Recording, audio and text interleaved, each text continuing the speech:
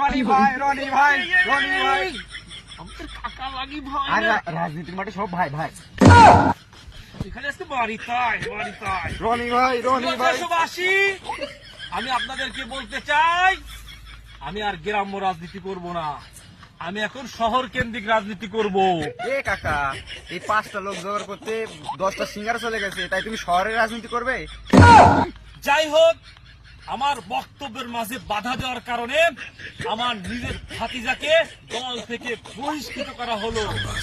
যদি সেই দলে আসতে চায় তাহলে তাকে গরু মেরে খাওয়া দিতে হবে এবং আমার পকেট ভারী করতে হবে। আরে নেতা রে, এই জন্য তো আমি আসতে চাইছিলাম না। পরিশেষে আমি বলতে চাই, আজকে রাতেই ফাইসালা হবে সে আমাদের দলে যুক্ত হবে কিনা।